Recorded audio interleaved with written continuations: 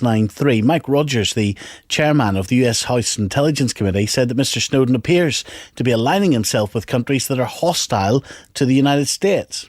What it appears to be as of today that he is flying, will catch another flight from Moscow, many believe to Cuba. We know that there is air traffic from Moscow to Cuba, then on to Venezuela. And when you look at it, every one of those nations is hostile to the United States. I mean, if he could go to North Korea and Iran, he could round out his government oppression tour by Snowden. So you think about what he says he wants and what his actions are, it defies logic. He has taken information that does not belong to him. It belongs to the people of the United States. He has jeopardized our national security. The Tory MP Mark Pritchard with us tonight. Hello to you, Mark.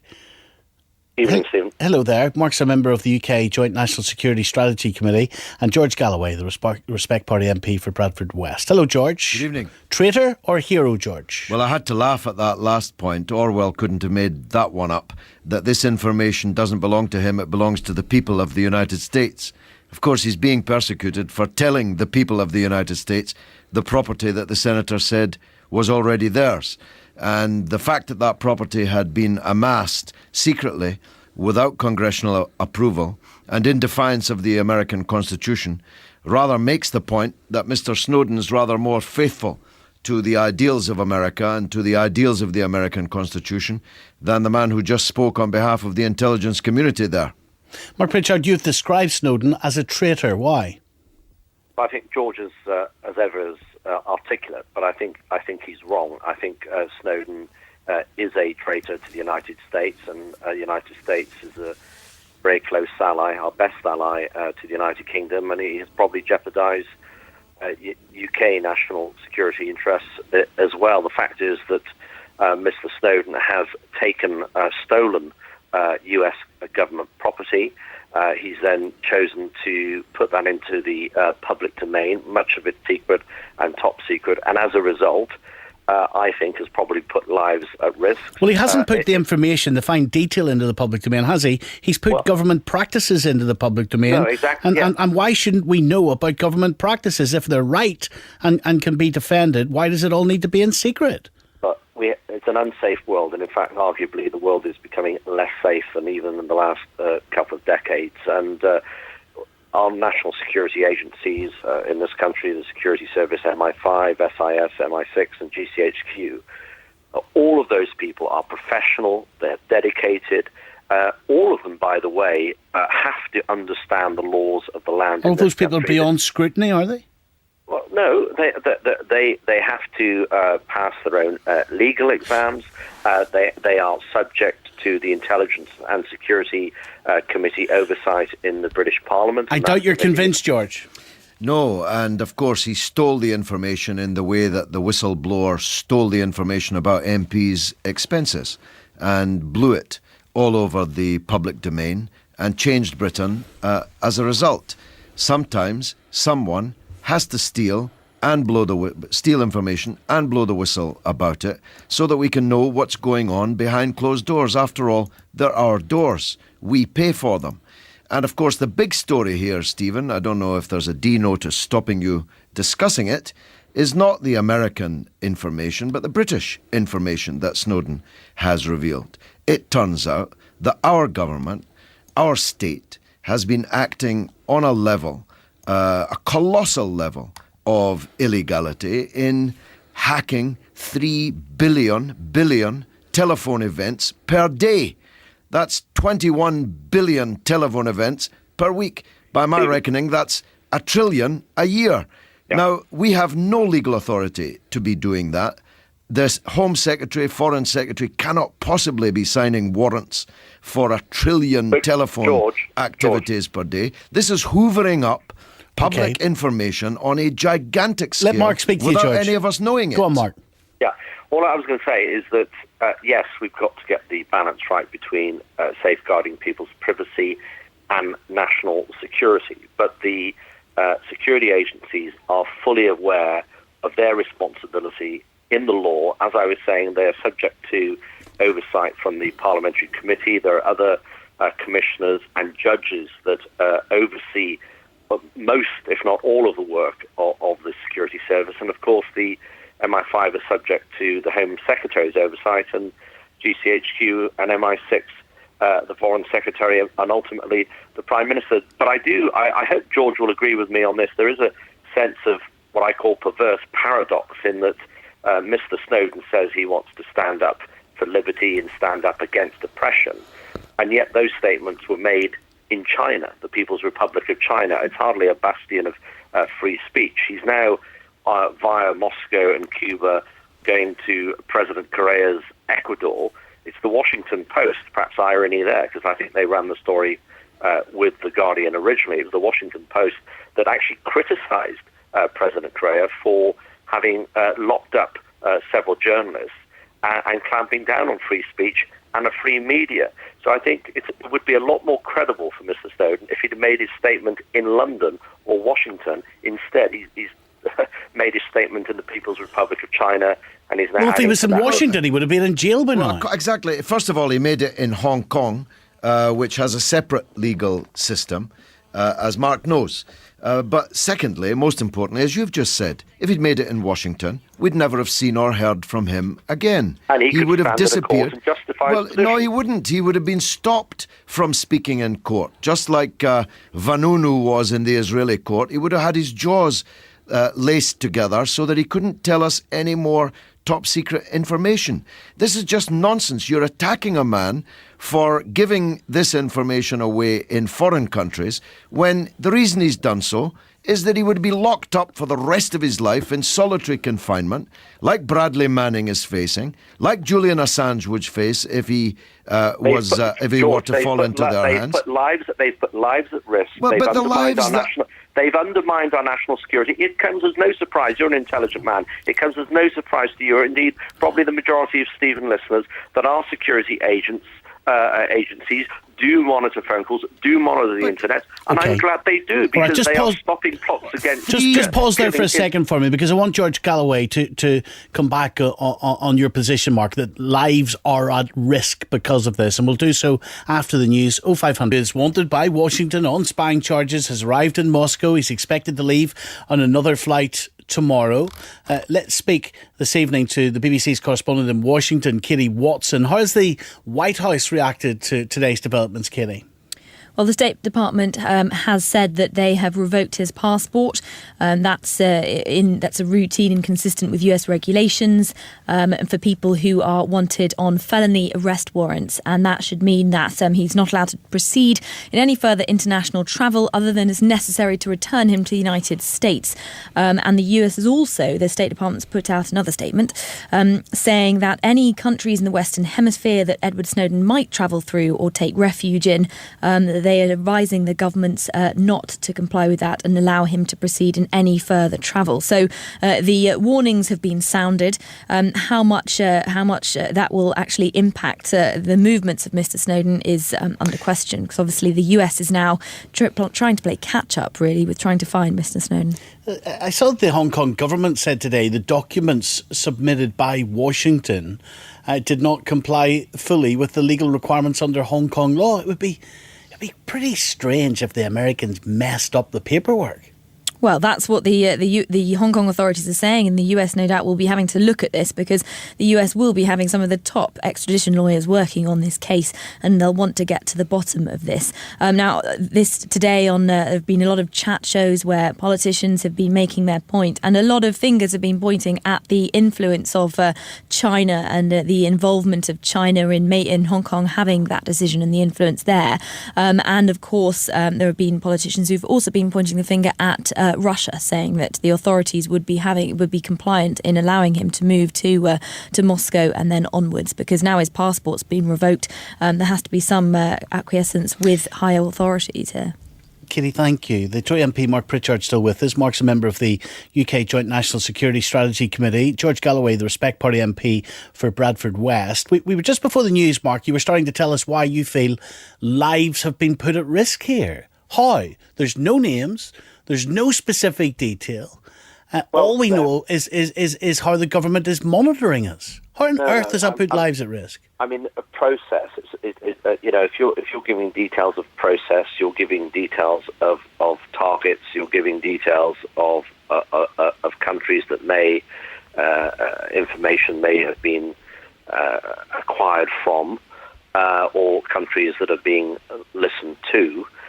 You don't have to give specific details to give an indication of the type of activity that agencies may or may not be doing. So, I mean, that is why it is top secret or secret. I mean, that's Look, why the question is, how is it credible to suggest that risks lives?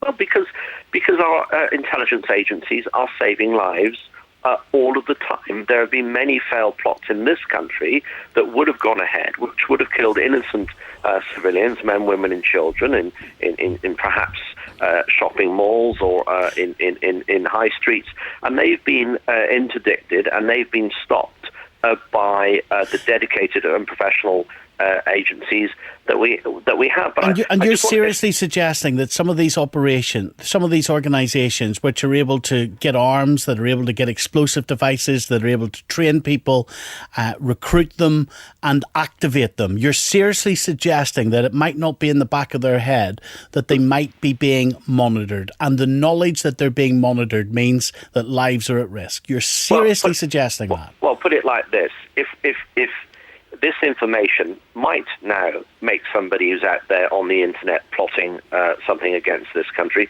might make them think twice, might make them change the way they communicate with other people in their perhaps their plot.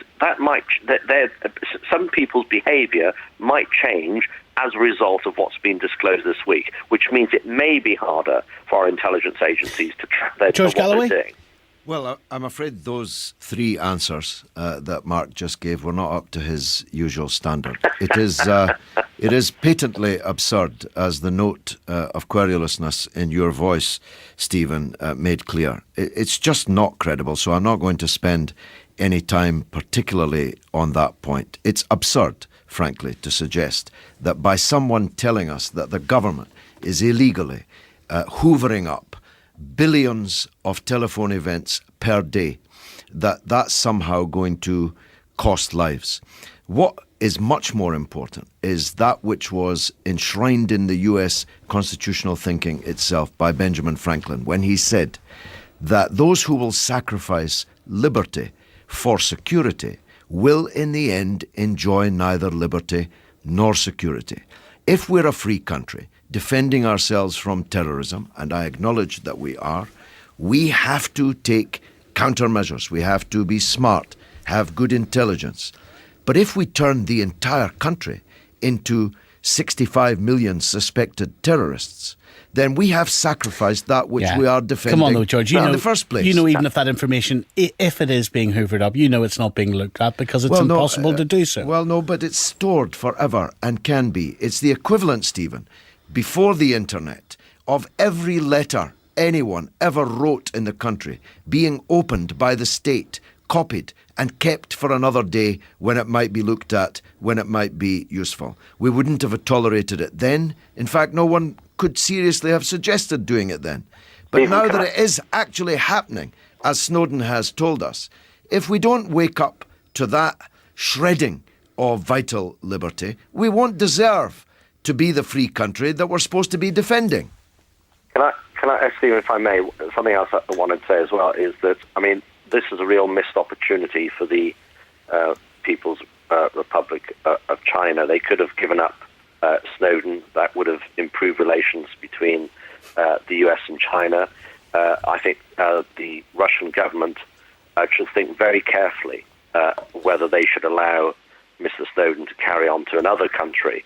And again, it's an opportunity for the Russian government to work with the United States on an area that would be of interest to them. And it's not in their interest if they had an intelligence officer go public with some of the activity of the Russian intelligence agency. So I hope that Moscow will learn lessons from China's missed opportunity and ensure that Mr. Snowden is handed over to U.S. authorities in Moscow and not allowed to board a plane to Cuba or elsewhere. Well, look, Stephen, Mark knows a thing or two about intelligence. Let me not put any finer a point on it than that. The suggestion that the Americans would hand back a Soviet spy who was defecting, would not try and get his information, get it out there, use it, is just utterly ridiculous. I don't know why Mark is insulting the intelligence of the audience with that. The idea that Russia and China, themselves targets of espionage from the United States, the United States has circled China with military bases. It's constantly alleging malfeasance against China. The idea that China should do the American security services a favour by shutting up a whistleblower and packing him off for 50 years imprisonment. Mark, whose leg are you trying to pull here?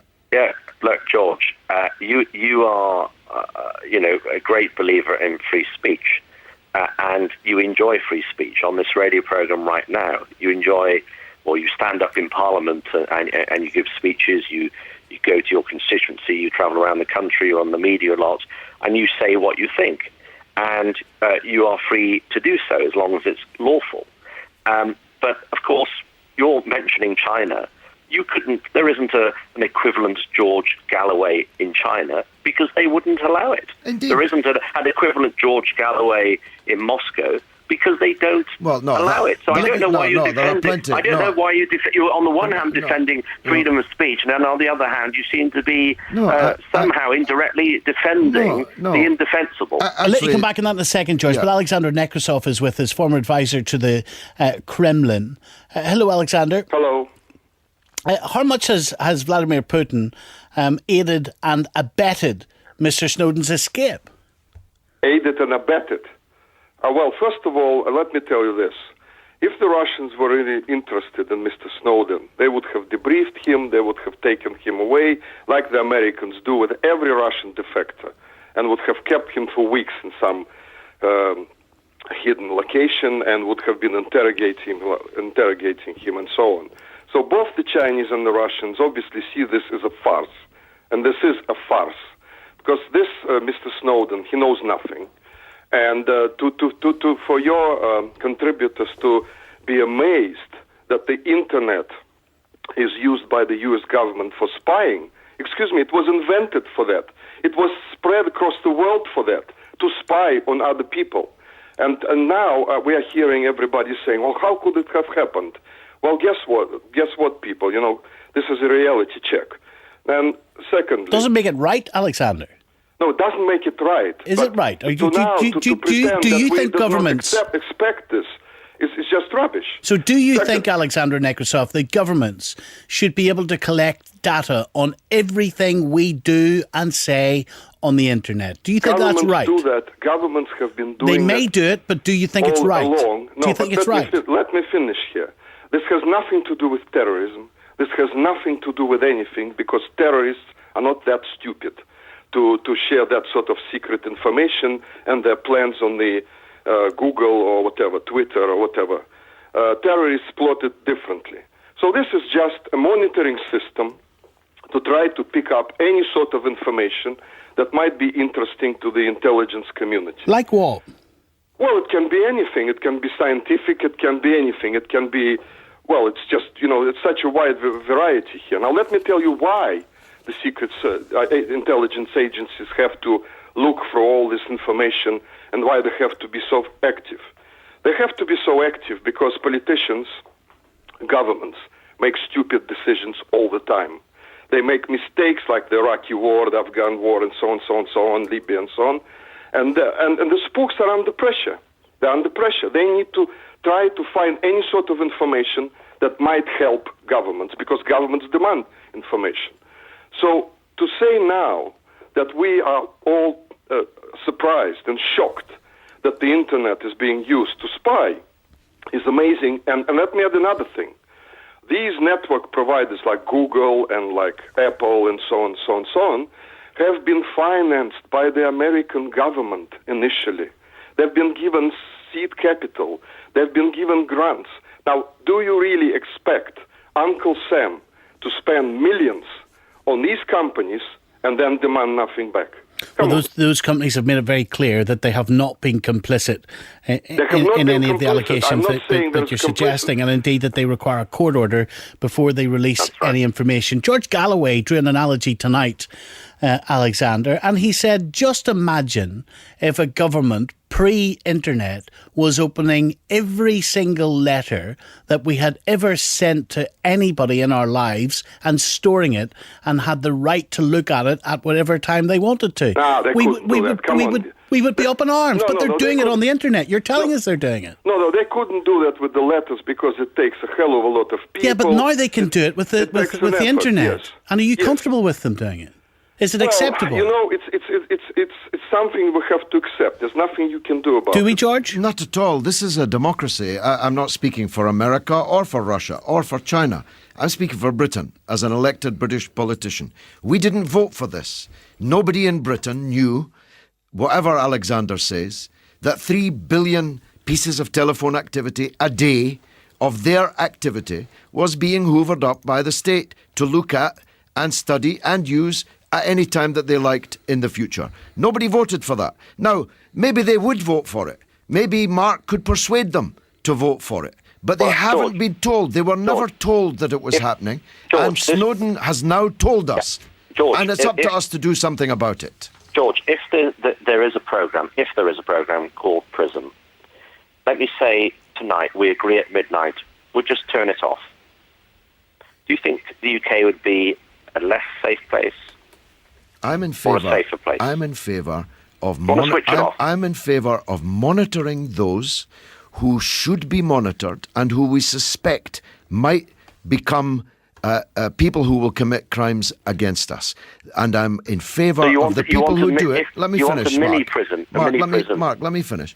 And I'm in favour of the democratic political system, the parliament in which you and I sit, to be in full control of the activities of the agents we hire and pay for to defend us. Now, what's so wrong about that? That was once. But that's not what's happening. Can't be happening. Not with 3 billion calls a day. It cannot be happening. Hang on a minute. Let me respond. I mean, first of all, I prefaced my earlier remarks saying we've got to get the balance right between privacy and national security. The Intelligence and Security Committee, which has oversight of the agencies, as you know, is getting more powers, and arguably it should have even more powers, and we'll have to wait and see how that develops over the coming months. So we are in agreement on that. But all of this information, it is not all analysed. It is only analysed if it matches certain criteria which has national security implications. And Alexander Nekrasov, just before you go tonight, would you see Snowden as a traitor or a hero? No, I think he's just a chancer, basically, an opportunist who wants to make some money and be famous for 15 minutes or something.